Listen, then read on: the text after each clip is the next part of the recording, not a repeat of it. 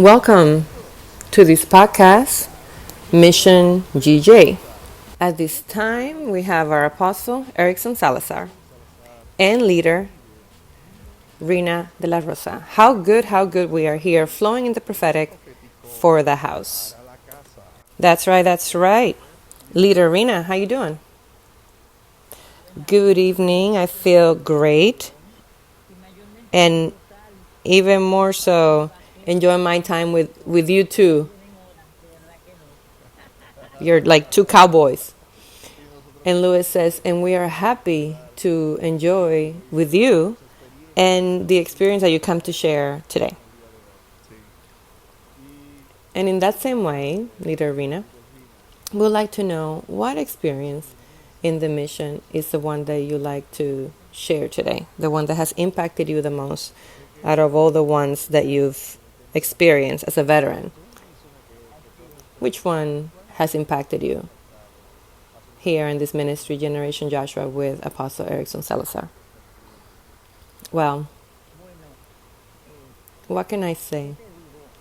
The one that has impacted me the most was the latest one where we met in Miami, because I always had the perception that, Apostle is traveling with his wife, but I never thought that it was all work, work, work. Because you see photos and you see them enjoying themselves, and he shares the photos of the moment of enjoyment, but you don't see the behind the scenes. And I used to think that it was all fun until I had the experience where I said, my goodness, this is all work. There's no time when he doesn't say, okay, it's here, let's do this, let's go, let's work, let's make it happen. Let's go, Ingrid, with whatever team he's with, and you say, wow, it's incredible. There's no rest. Oh, we're going to go somewhere. No. It's all work. It's all heavy work. So the mission encompasses the whole environment. It's a constant teaching. When you think about it, oh, wow, it's not how I thought. And it's not how it seemed on the photo or the video. It's not like that. It's something that you say, wow, it is work, and it's continuous. So Apostle is like my son used to tell me, he's a monster. He's a monster. And I had to live through it to understand it.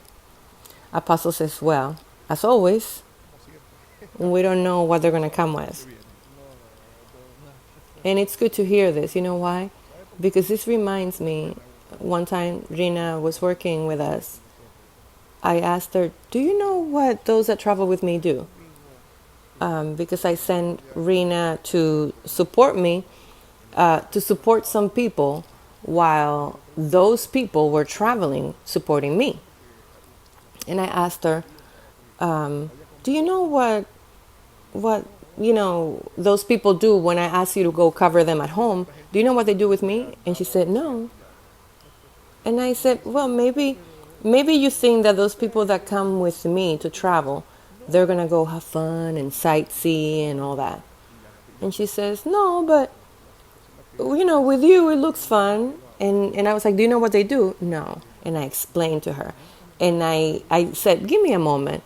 And I called those people that were assisting me and that usually assist me very often, that I use them a lot. And I told them, you've never told Rina what you do with me? Why you travel with me? And they said, no, we've never told her.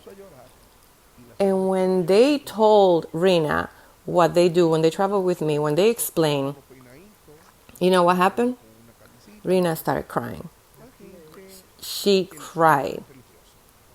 And the women on the other side also started crying. Because many see us, put together with a shirt and all cleaned up.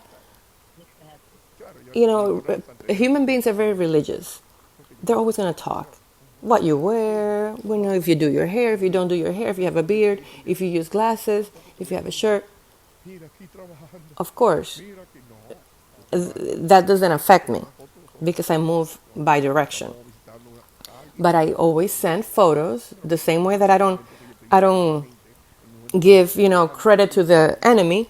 I'm also not going to be telling you, here I am working, here I am doing this, or I'm tired. No. I send you a photo, we're somewhere together, we're visiting somebody, I send a picture of the family. But I'm not going to send you the moment where I'm freeing somebody or somebody crying. I'm not going to send that because I don't put on a show. But when she came with us to a mission in Miami recently, and when she saw something that she's always seen, because the one that's speaking to you, she knows from beginning to end and has been involved from day one, but she never knew that when I traveled internationally, I continue with the same flow and the same rhythm of work. And I set up an office anywhere, as in I'm in my normal territory. When she sees that, she's like, oh, what are you going to do? Oh, work. I'm going to work. Working normal. What I do is I transfer my office to whatever country or city I'm in. But I keep doing the same. I don't change anything. The space or the place changes, but the work continues. And maybe even more work, because of course I also have work to do in that territory. But there's a team, a coordination team behind me, making sure that everything goes, and it's not hard for me. International missions, because I'm not doing it alone. It's as a body, and that is what she's highlighting that was impacting for her.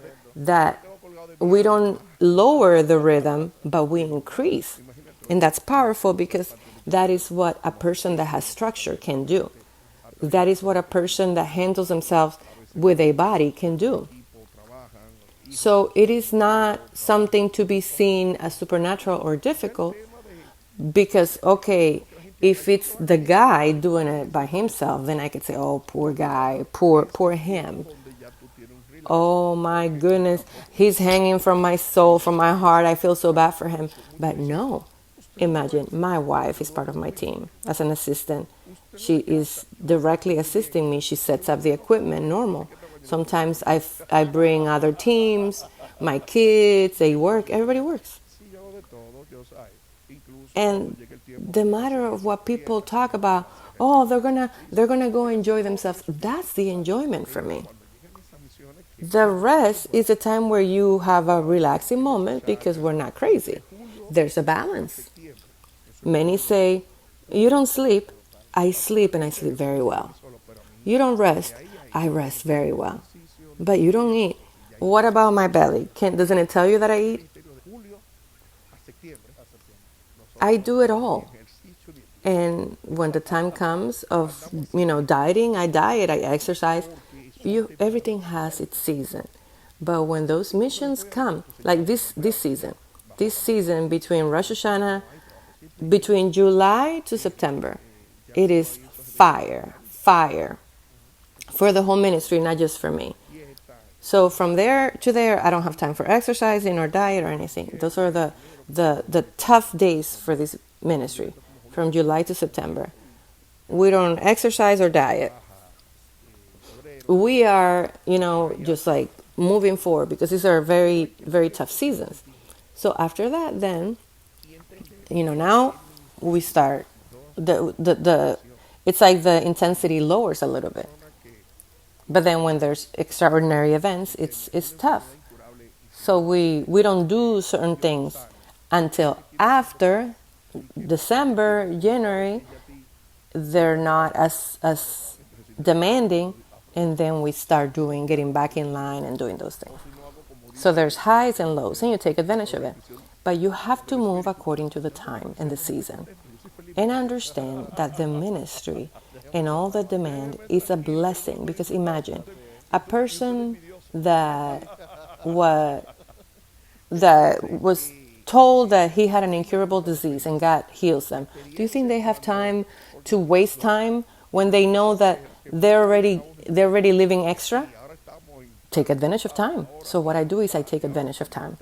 Or I do like the podcast about prison of the spirit says, I'm walking in my prison. Leave me alone. This is my prison. Leave me alone because I'm enjoying my prison. and you're envious.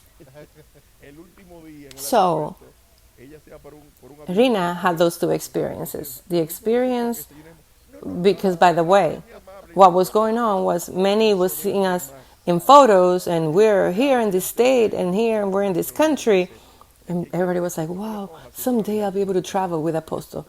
People thought that we were, sightseeing. Like Pastor Lisette Rodriguez, I took her on a mission, international mission, and when she saw the reality, the last day at the airport, she was going on a plane and I was going on another. And she said, come, and Pastor Ingrid told her, come with us, let's have breakfast together. And Pastor Lisa was like, no, no, no, no, no, that's okay. She didn't even want to see us again. And, sometimes in some of the meetings she says, those that want my space can, my role can take it, because she knows it's not easy. It's waking up at 7 to work and then go to bed at midnight every single night. From 7 to midnight or 1 every night, every single day. And it's a route of work, intense. And you say, and when are we going to go sightseeing? Oh, well, this is sightseeing. This is the enjoyment, of course. So it's not only the fact that I confronted Rina with that team when we had that interaction, but now we've worked in many cities together, many states. But now she had this last experience, and she said, "Wow, it's a reality."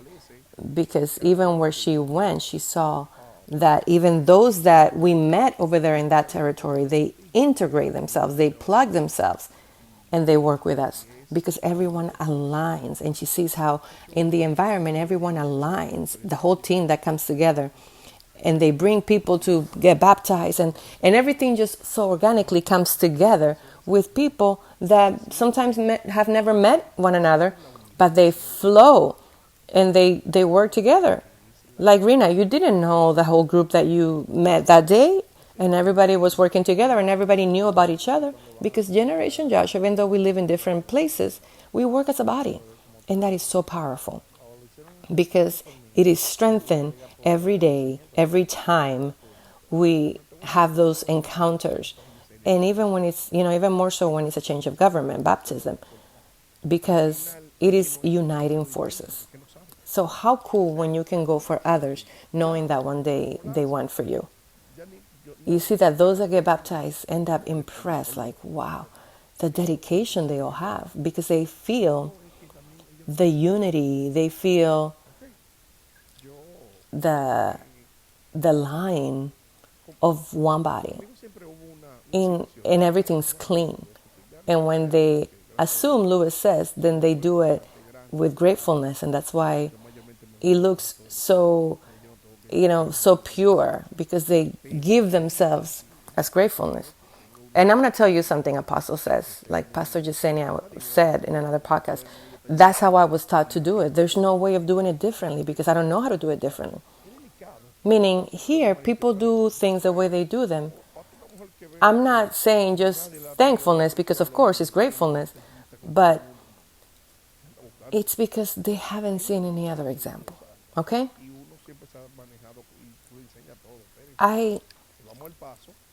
With me, there was always a delicate situation my whole life. Now, not anymore. It's something that now we're a great body, and I move with the whole team. I don't have to intervene so much. But it is difficult in my case that I have a characteristic of being very given, very detailed, and people say, wow, why is this guy being so nice to me? It's delicate, because it could even be misinterpreted.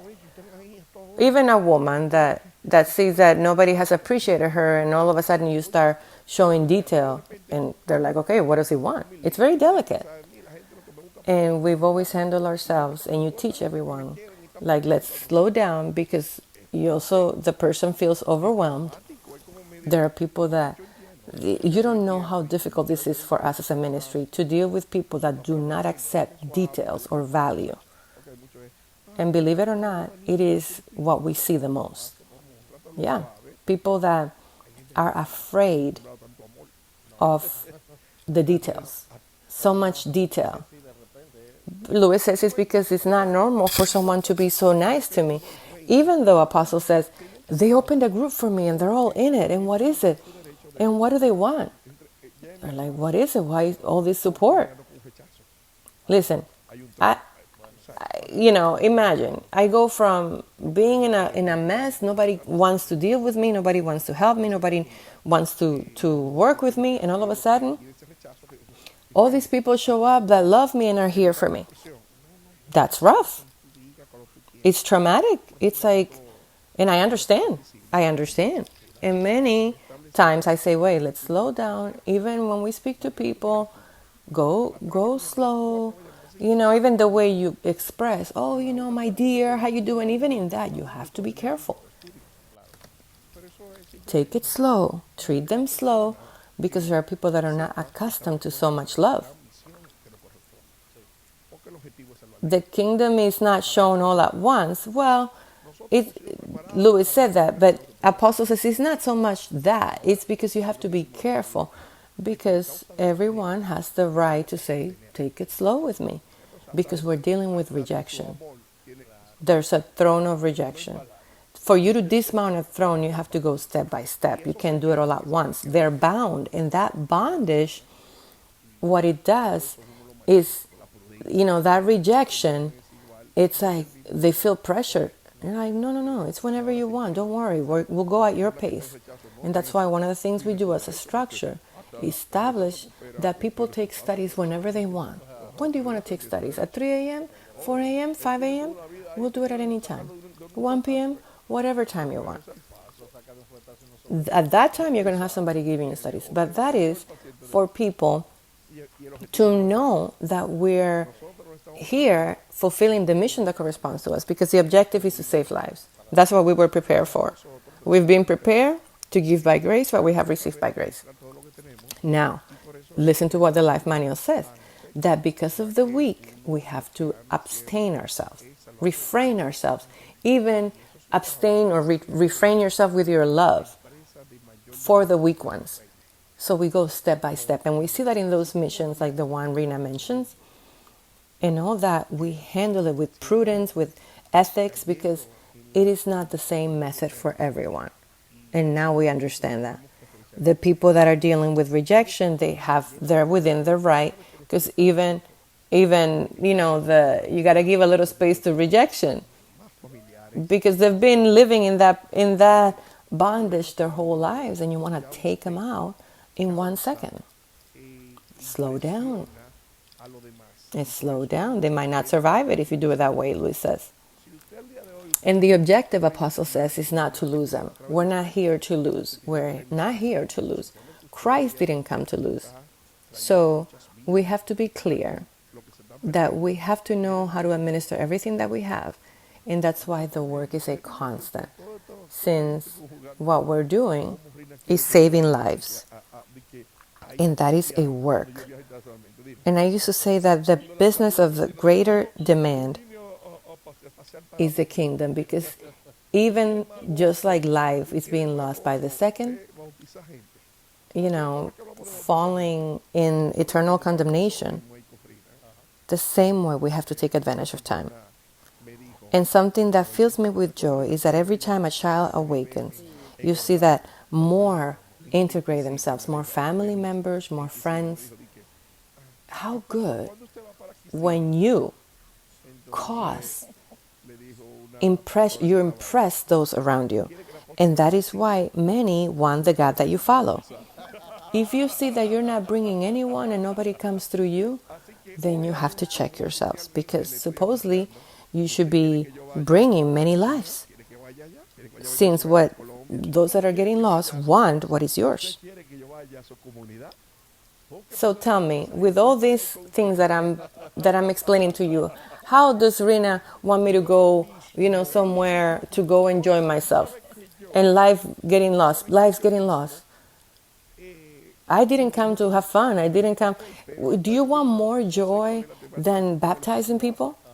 By the way, now that we talk about baptism, when we were there with Rena at that baptism, a person told me that was sitting there. Remember, Rina? She said she lives in Orlando. She lives in Kissimmee. Denise. She said, Apostle, when are you going to go to Kissimmee? And a pastor that was there told her, "Do you want pastor to go to Kissimmee? Find people to baptize. Find him people to baptize."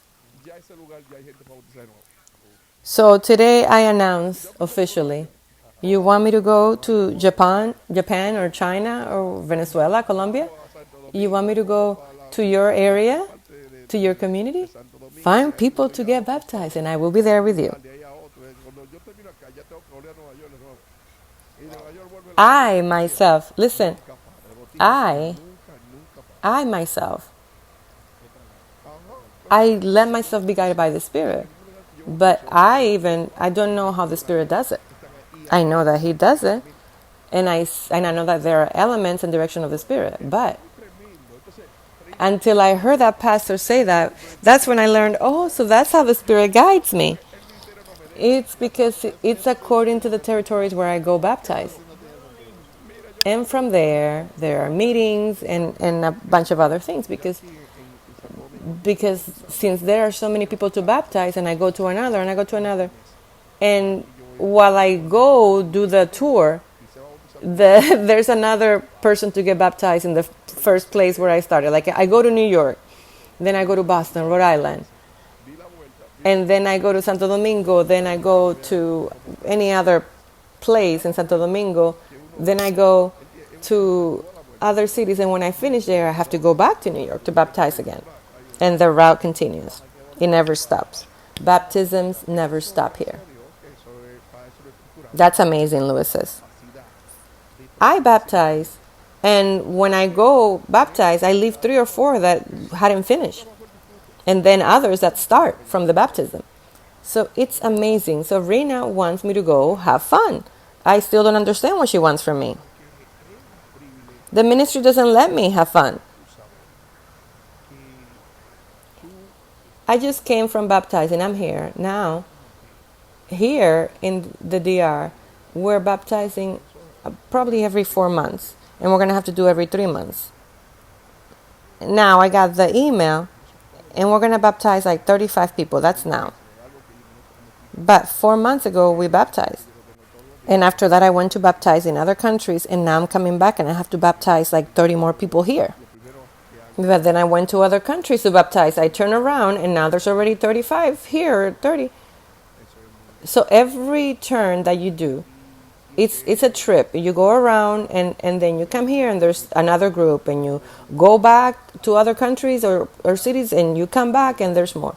And thank God that is why we structure ourselves, to have the capacity to work simultaneously.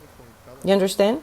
To have the capacity, and that's why the work is the enjoyment. When I wake up in the morning, I open my eyes, and when I open them, I say, thank you. Thank you. Because it is a privilege. It is a privilege for you to know that you are doing something for God the Father. That is like, hello.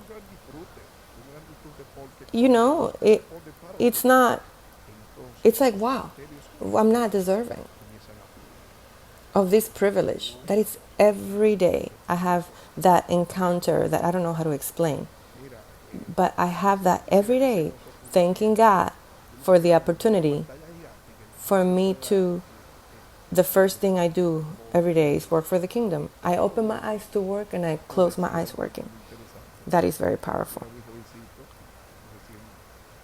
And the fact that this ministry knows that this sounds beautiful, what I'm saying, but everyone has, understood that, and they've understood why this happens, and they have ended up doing the same. This is a platform for you to learn and connect to the kingdom and go to your prison of the Spirit with a lot of love and dedication. Take on your prison of the Spirit. This platform was designed under the concept that when He comes, He finds us doing so, doing what corresponds to you, doing what goes.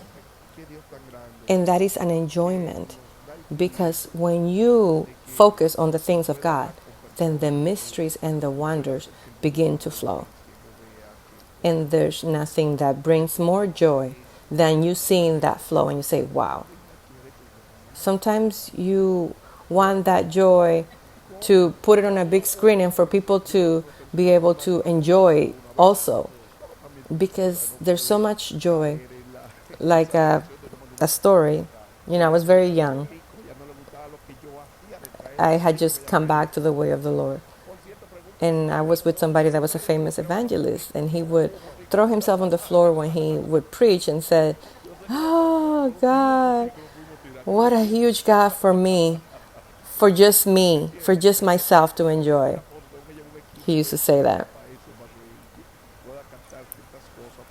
He would throw himself on the floor, on the ground, in front of everybody preaching. My goodness, you're so big for just myself to enjoy. Literally, that's what I want to do. Literally, that's what I want to do. What a great God. What a great God that gives us the privilege to speak to people, to make the deaf hear, and the mute speak, and the cripple walk. And how does Rena want me to go hang out? How? I send a picture because I know that people send pictures. I send pictures every so often because you cannot exaggerate and not send a photo. But she liked the photos, but not what I did behind the photos. But ask her now. Ask her if we took photos. We didn't even take photos. I know she's like, man, we couldn't even take a photo together. There was no time. For you to take pictures, I need to bring another team to be able to capture things, because it's a lot of work. It's a lot of work. And when I talk about a lot of work, it's more because we don't want anything to take the time away from the objective. So when you're working with lives, you focus on the lives. If I'm spending time with that life, I'm not going to be like, okay, hold on. Let me spend time with Rena. No.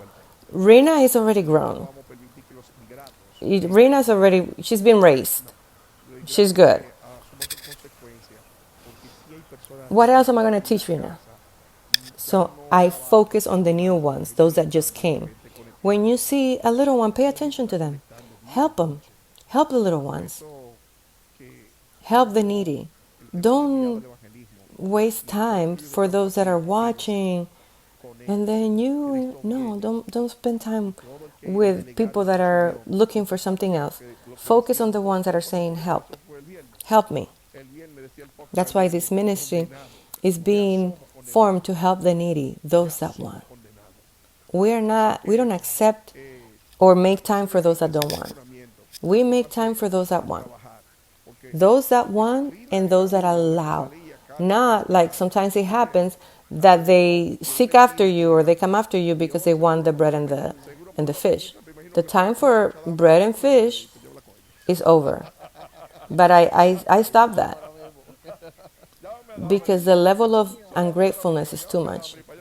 And we're not going to allow the ungrateful to come in this time around. The ungrateful take on your consequences because, there are people that are screaming for help. And we don't have enough. We don't have enough manpower because of the demand of people connecting day and night. That's why everyone that has been sent to evangelize and all those that are passive, activate yourself, connect. Christ is coming. And all those that have been delegated and didn't take on, you know what a podcast said not too long ago. Condemned. We are condemned. We are condemned. So get out of that corner and begin to work. Because Rina was one of the ones that will go to prisons and to hospitals visiting and standing in a corner preaching. And now, to do a study, to teach a class, now she's making us, she's making us struggle because this is too much for her. God made it easy for us. I know what it's like to go on a pickup truck, in the back of a pickup truck, to go to the country to go preach. I lived through that. People see us now in these levels, but I've gone through every dimension and every level, visiting hospitals, prisons, everything. Taking public transportation to walk for a life. I know what that is. Now, when you see that from where you are, you connect to the world and you save lives of all colors, all continents, listen, how can you not say thank you? How am I not going to say thank you when I know the value or the cost, what it cost me to go for a life? Many don't know that when we would go teach the studies, I used to send people here to a province in the Dominican. I used to send people to take roads, driving, to give one class. And now we give 2 or 3 studies remotely. Let's be grateful. Because really, it is a privilege that God has allowed us to have, to be able to handle technology so that we can reach this great commission of salvation. That's why very clearly he said, go throughout the world and preach the gospel to all creatures. Those that believe and are baptized will be saved, but those that don't believe will be condemned.